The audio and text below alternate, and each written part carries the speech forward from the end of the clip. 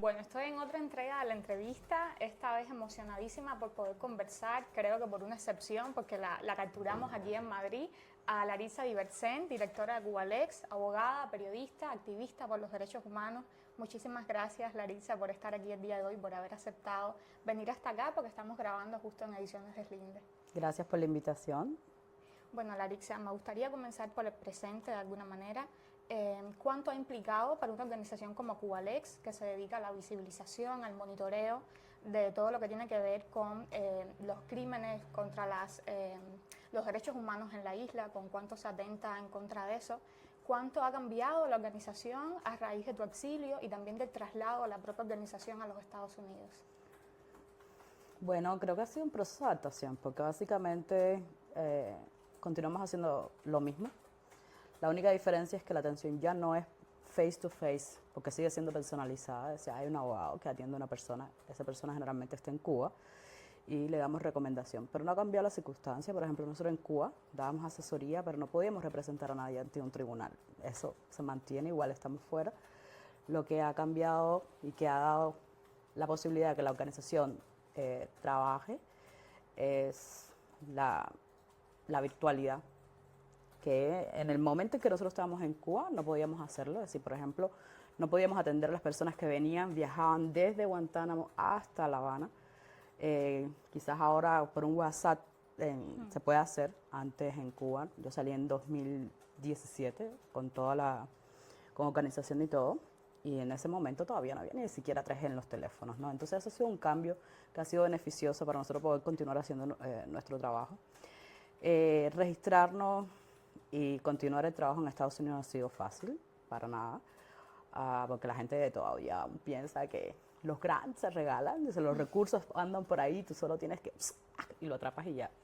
Para continuar el trabajo durante 7 años, quedamos ya registrados en Estados Unidos, nosotros como equipo.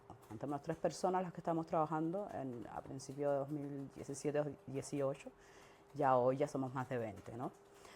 Trabajamos de manera remota, online, no tenemos una oficina física, especialmente después de la pandemia, claro. Pero eso ha facilitado que podamos hacer una conexión o hemos logrado consolidar un equipo de trabajo comprometido, especialmente con la situación de Cuba. Ha sido difícil, pero sobre todo ha representado un reto que nos ha llevado a mantener nuestro trabajo de asesoría y asistencia a personas que están en Cuba, y sobre todo a continuar visibilizando los derechos humanos en la isla. No solo lo que tiene que ver con los activistas, sino también de manera general con la situación económica y el retroceso que ha habido en materia de salud, educación, la alimentación, ¿no? Pero creo que ha sido bueno y que en el proceso hemos aprendido, y también hemos estado compartiendo esas experiencias con otras organizaciones que después de nosotros han salido del exilio, sí, para poder adaptarse en los países de acogida. acogida. Como de crecimiento también. Sí, más que obstáculos hemos encontrado retos que nos han ayudado a crecer. Para dar un poco de contexto también, porque creo que se me escapaba a nivel de memoria el alcance que tiene Cubalex para quienes nos están mirando. Algunas cifras que vi en el sitio web y que me parecieron impactantes de alguna manera. Hasta ahora van más de 50.000 personas asistidas, más de 2.000 denuncias y más de 50 informes temáticos. Yo creo que algo a resaltar es que yo creo que uno de los mecanismos del régimen desde sus inicios ha sido precisamente las legislaciones, la constitución, tener las leyes de alguna manera siempre a su favor, y que existe una organización que precisamente en lo jurídico, en lo legal, es que le está haciendo frente a la dictadura. A mí me parece una cosa loable y vaya, siempre he sentido como mucha admiración de lugares que están haciendo la campaña del régimen desde ese lugar. Entonces quería preguntarte ahora un poco por el pasado. En el 2016 el régimen cubano allana la sede de Cubalex. ¿Cómo era? Hablamos un poco cómo es ahora trabajar en los Estados Unidos desde fuera, que da otro alcance, otra visión también de la isla. ¿Cómo era hacerlo dentro de la isla, en esa hostilidad, en esa violencia de alguna manera? Mira, En la isla nosotros trabajamos, yo creo que en un escenario donde todo el mundo sabía de que el trabajo que nosotros hacíamos como en activismo de derechos humanos se considera contrarrevolución, especialmente en el barrio que vivía, el Calvario. El Ejército Occidental está a 2 cuadras de mi Arroyo casa, Naranjo. en Arroyo Naranjo, sí. Pero, a diferencia de otros grupos que en ese momento, por decirlo de alguna manera, la actividad principal era, por ejemplo, hacer protestas, manifestaciones, nosotros trabajamos dentro de una oficina, que la oficina estaba, la sede cual estaba en mi casa, ¿no? Entonces ahí no tuvimos tanto problema de hacer el trabajo y sobre todo porque el 5%, 6% de las personas que iban a la oficina eran activistas. El resto eran personas que tenían problemas legales y podríamos decirlo de alguna forma, no tenían una motivación política porque en el fondo de todo Claro. uno llega a que... El trasfondo es político. Exacto.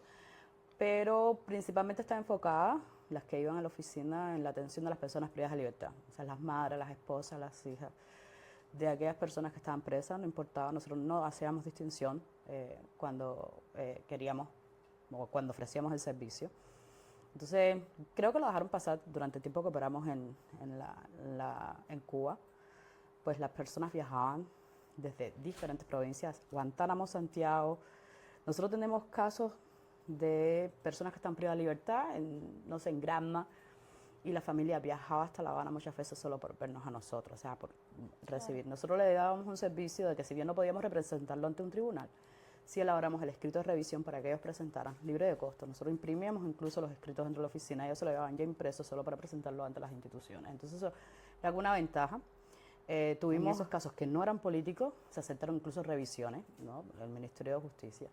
Cuando viene el problema es cuando nosotros tratamos de hacer incidencia como organización en las instituciones del Estado, ¿no? Por ejemplo, empezamos el proceso de legalización en 2015, finales de 2015, y todo el 16. El allanamiento de la oficina de Cuales fue el 23 de septiembre, 10 días antes que la ministra dictara resolución denegándonos la posibilidad de legalizarnos dentro del país.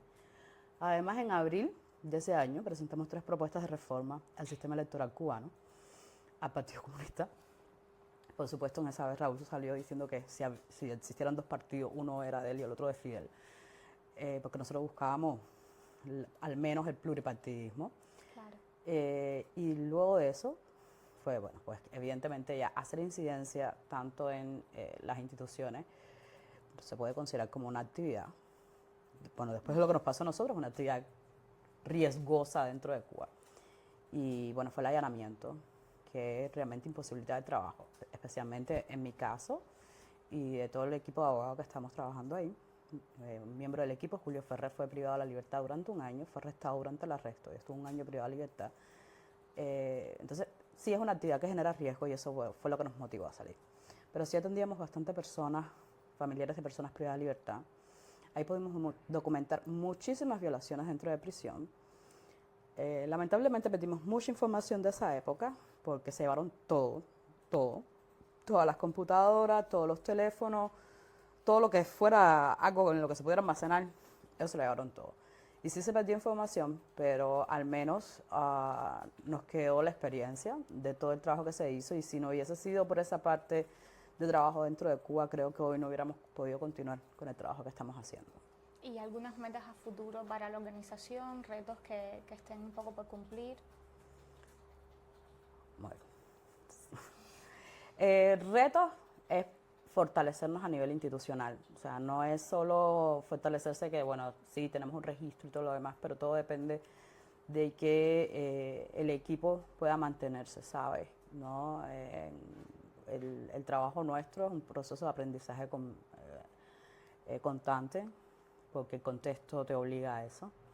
Las situaciones y las condiciones en 2017, cuando salimos de Cuba, no son las mismas que ahora, ¿no? Entonces uno tiene que aprender, incluso analizar la situación de Cuba desde la perspectiva de los derechos humanos y desde el punto de vista legal, ¿no? Todos los días sale una norma nueva, cambiaron toda la legislación, por ejemplo, en materia penal, ley de procedimiento penal, código penal, y todo eso implica un estudio nuevo porque ellos han tratado de venderse como una legislación que anda como progresista, pero sigue siendo restrictiva en cuanto a derechos como la libertad de expresión, libertad de asociación, sino también que hay retrocesos incluso en las garantías del debido proceso.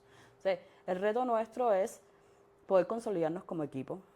O sea, nosotros no tenemos la capacidad de cubrir todas las necesidades que tiene sociedad civil, ¿sabes? No podemos, aunque quisiéramos.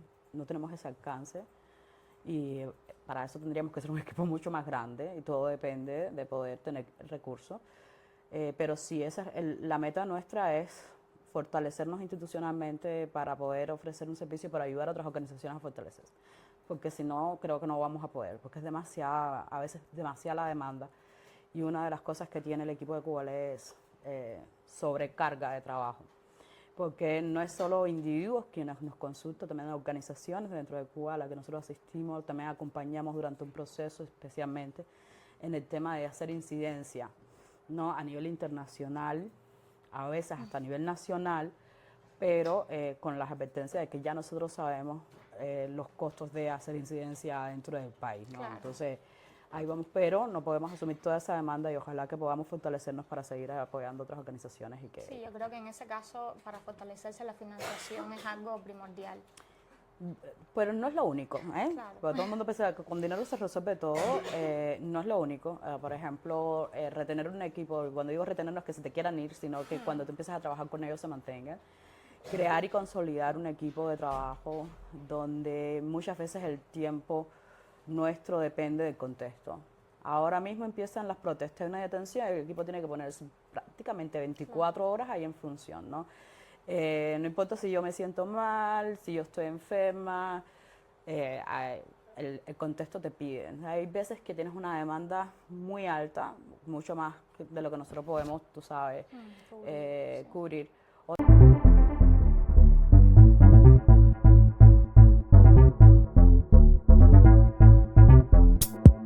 mayoría del trabajo cubale no se ve en las redes porque o los abogados se ponen a hacer el trabajo o estamos constantemente pendientes de hacer la publicación para que vean qué es lo que estamos haciendo. Claro. Y creo que las personas que están en Cuba no tienen prioridad para nosotros. O sea, si es por publicar en las redes sociales todos los resultados de trabajo que tenemos, no, pues no va a ser posible. Claro, sí, Pero, un poco el trabajo invisible de alguna manera. sí, el que está detrás, ¿no? Para llevar todo esto, ¿no? Garantizar de que una persona desde Cuba escriba y hay un abogado que pueda darle al menos orientación.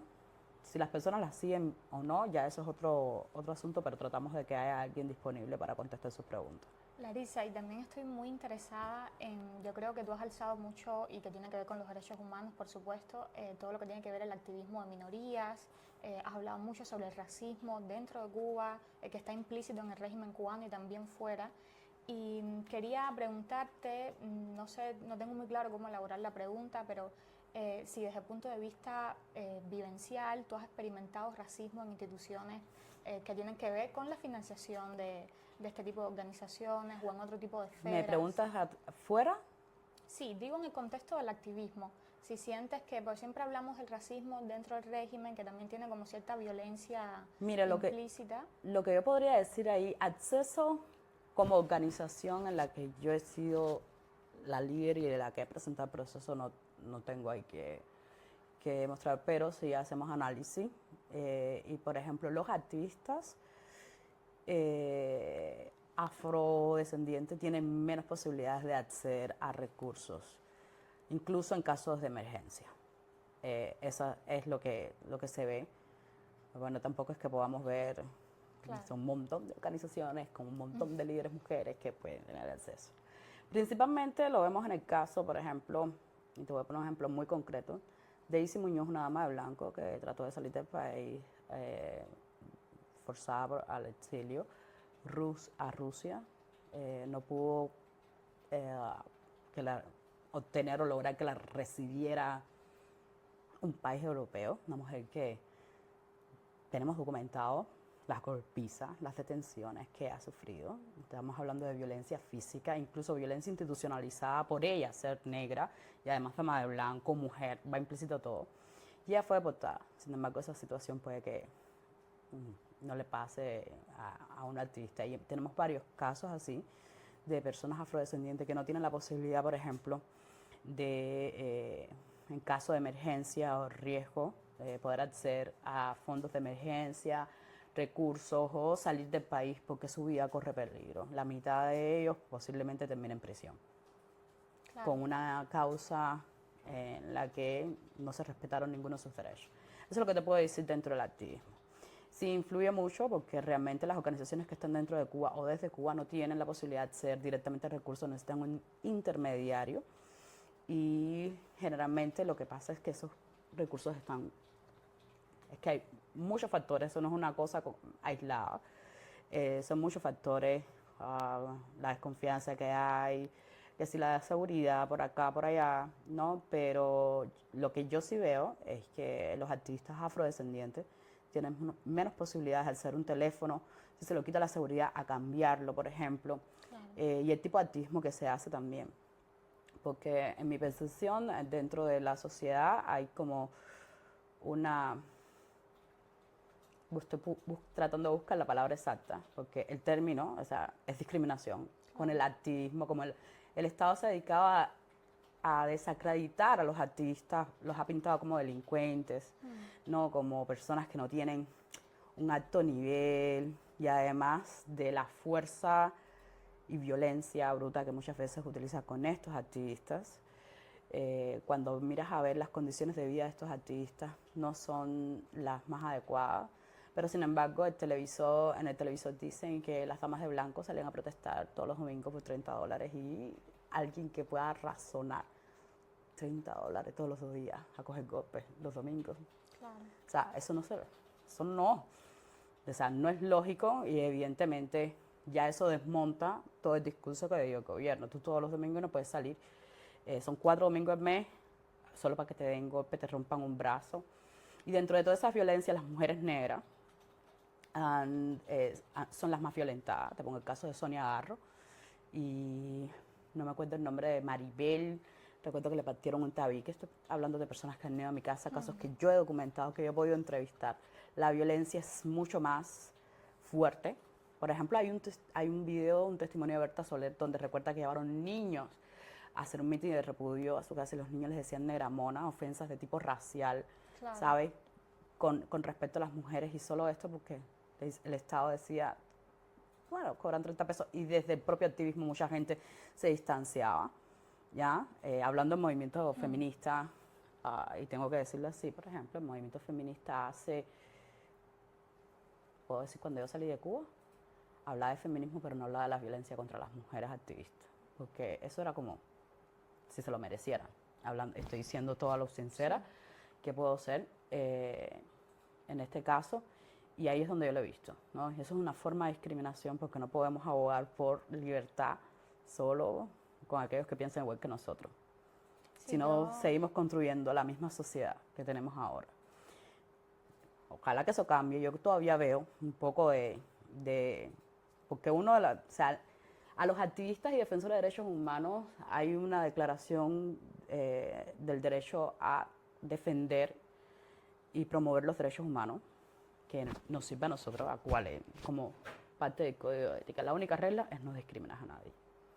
Esa es la única regla. Y muchas veces dentro de este activismo no es que se ve y se repite, ¿no? Si piensa diferente a ti, ya, y nos estamos acusando constantemente de que por promover tal derecho o los derechos de tal grupo ya somos considerados como de una posición ideológica, que eso es una tendencia no solo de Cuba, es una tendencia dentro del mundo de los derechos humanos, ¿no? La de ideologizar los derechos humanos. Si o eres de derecha o eres izquierda, dependencia de qué grupo tú apoyes o defiendas, y eso para mí es lo más burdo que hay. Pero lo cierto es que dentro del activismo, no tanto el acceso a los recursos cuando tú vas a presentar un proyecto a un donante en específico, pero sí cuando ese proyecto tú tienes que ejecutarlo, no todo el mundo tiene el mismo nivel de acceso. No sé si ahí respondí tu pregunta. Sí, sí, es que justo conversaba el tema con otras amigas activistas y quería aprovechar la oportunidad que te iba a tener aquí hoy para lanzar la pregunta también. Y bueno, también un poco desde el punto de vista más personal, luego de tu partida de Cuba, y esta es una pregunta que me gusta mucho hacerle a los que ya estamos fuera de la isla. ¿Tú has visualizado una Cuba democrática y si la visualizas, te ves tú dentro de ella? O sea, ¿sería para ti el regreso una opción? Quiero que te sea sincera, yo Espero. no veo una Cuba democrática ni largo plazo. Creo que falta mucha educación y como te dije lo que hablé antes, lo del tema de que todavía, mira, la mayoría de las personas que estamos ahora hemos crecido y recibido educación de un sistema que es adoctrinamiento, no es educación, es adoctrinamiento, y además autoritario. Desde que tú estás en preescolar, te paran delante del aula y te dice, el amiguito que habla, tú coges y lo anotas y te van dando ahí el poder. Y si estás en tu casa, a mirarle las al vecino para ver qué fue lo que llevó. No es un sistema que tiene unas cosas ahí muy macabras que para construir realmente una sociedad democrática, muchas de esas actitudes tienen que desaparecer y están sumamente arraigadas dentro de la población. O sea, se hace falta mucha educación, mucha sensibilización sobre el tema de respetar la privacidad, ¿no? De que respeten tu derecho a hablar o entrevistar a cualquier persona, ¿no? Claro. Si quieres ir al concierto de aquel músico, aquel más, puede que yo no esté de acuerdo con ese músico o con la persona o tu entrevistado, pero no quiere decir que te voy a atacar a ti de manera personal solo porque tú hiciste la entrevista o porque participaste en el concierto de esa persona y yo lo veo todavía. Entonces, para mí, e incluso aquellos que dicen que están luchando por la democracia, veo actitudes dictatoriales, que es una copia de patrones, es una cosa que se repite. Evidentemente, vuelvo y te repito, al ser democrático no se nace, se aprende. O sea, hace falta mucha educación en materia de derechos humanos para decir que vamos a construir una Cuba democrática. O sea, podemos cambiar de sistema, ¿eh? Eso no quiere decir que mañana cambie el sistema y ya tenemos una Cuba democrática. Para eso hay que trabajar muchísimo, una cosa a largo plazo. Que bueno, el mismo eslogan que identifica a Cubalex, creo que son acciones por una Cuba democrática. Estado de Derecho. Estado de Derecho, Donde nadie esté por encima de la ley. Todos estemos ahí, la ley esté encima y ya. Pero claro. veo muy lejos todavía una Cuba democrática. Lo veo de verdad muy lejos. Creo Sí, que lo que te va. iba a decir era que me pareció un poco paradójico porque siento que eres de las personas y tu organización también lo es, que más está construyendo esa utopía de la Cuba democrática y sin embargo no crees en eso. Creo que No es que es porque que, estás ojo, dentro, ojo, no creo, no. Yo no visualizo una Cuba claro, no lo democrática. visualizas. Ojo, yo sí creo en la que sí es la democrática, pero todavía no estamos en el punto, por ejemplo, en el que podamos tener un diálogo en el que todos nos pongamos, podamos tener opiniones diferentes sin jalarnos las greñas y llevarlo al plano personal. O sea, tú no puedes construir, decir que mañana va a haber una Cuba democrática o el sueño que yo tengo, el sueño que yo tengo es una Cuba donde todos quepamos, donde todos nos podamos respetar. Y yo estoy viendo que si cambia mañana Cuba, eso no va a ser posible, incluso viendo lo que tenemos dentro de las organizaciones y los que nos relacionamos dentro de la sociedad civil como tal. O sea, no es que no crean la democracia, esos sí son valores que nosotros tratamos de transmitir y aprender. Digo, cuando se trata de salir el dictador que llevamos dentro, es guárdalo, ¿no? Aquí las decisiones se toman por consenso. Todos tenemos derecho a opinar. Eso todavía entra en la propia sociedad civil que dice que es independiente y democrática o pro-democrática, está. No son, yo por lo menos estoy en este escenario de 2007, he pasado por bastantes espacios y te puedo decir que falta muchísimo para eso, para tener una Cuba democrática. No es que no creen en ella, yo sí creo en ella, lo que si me dices mañana, yo no la veo. Sí, me parece que ha sido las respuestas más interesantes porque la gente se pone como muy utópica o de repente sí le apetece visualizar eso y que tú me digas eso estando enfrente de Cubalex, formando parte de ese equipo, pues como que nos baja un poco a la tierra de todo lo que nos falta también como sociedad civil, como diáspora dispersa por el mundo, cuánto tenemos que curar y que enmendar. Y bueno, quisiera saber algún deseo personal que quisieras cumplir a corto plazo, alguna meta que tengas. He leído mucho que eres una mujer que funciona por metas. Y quería preguntarte por esto, por algún deseo y también por saber un poco de tus referentes, como cuando Si es estabas por en meta, Cuba. quiero mi meta así, si es por meta, Sí, ¿no? Lo que quiero es, no sé, unas vacaciones en una playa, tú sabes, paradisíaca, ¿no? Porque realmente el trabajo absorbe bastante y, bueno, uno de los grandes problemas cuando, primero, uno es víctima de represión en Cuba, sale de Cuba, se exilia, muy pocas veces tienen el tiempo de recibir, vamos, atención en cuestiones de salud mental. El trabajo siempre es prioridad, ¿no? Y ya uno en un momento determinado pues tiene un agotamiento y realmente lo estamos viendo dentro de nuestro equipo y hemos llamado la atención de la necesidad de descanso que requerimos como entre todos, ¿no? Entonces, así meta, seguir trabajando, mis metas es seguir trabajando por Cuba, ¿qué te puedo decir? Pero si es una meta, pues en la playa paradisíaca, donde no tenga que coger el teléfono para... Pues con que ni en las vacaciones, Claro. ¿sabes? Ni en las vacaciones yo puedo decir, ay, deja el teléfono por ahí, no lo voy a mirar, porque realmente hay algo que siempre hay, bueno, con toda Cuba siempre pasa algo. Sí, que al final se trabaja por los derechos humanos en una precariedad y que puede afectar la salud mental y eso es algo... Y bueno, Ya, yo creo que... el último es graduarme estoy haciendo otra maestría en administración de empresas, entonces nada que ver con derecho, bueno, esa que me está llevando la mano, pero ahí, ya. Bueno, y también quería saber, no sé si te gusta mucho saberlo, pero tú eres un referente de liderazgo femenino en Cuba muy importante también para generaciones posteriores como la mía. Y quería saber por tus propios referentes, cuando estabas dentro de la isla, fuera, mujeres sobre todo que tú veías o que de alguna manera te daban un poco de fuerza, un contexto Mi madre. tan hostil. Mi madre, creo que una de las cosas que he llevado, no sé, porque si te voy a ser sincera, fui primero defensora de derechos humanos antes de poder considerarme feminista, ¿no? O sea, yo sí siempre quise ser mujer independiente, pero no usaba mi término de feminista o algo así. Pero sí, mi inspiración sí fue mi mamá. Mi mamá es una mujer con discapacidad, tiene reducida la movilidad, 3 hijos y verla siempre, tú sabes, sin descanso. No hay obstáculos, surgió hay que seguir para adelante, hay que resignarse. Creo que ese es uno de mis referentes principales, tú sabes, no detenerte nunca.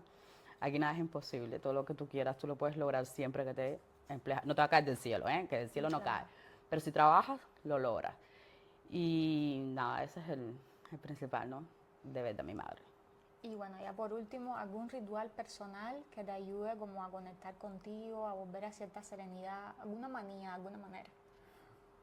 Mi única manía y esa es la música y el baile.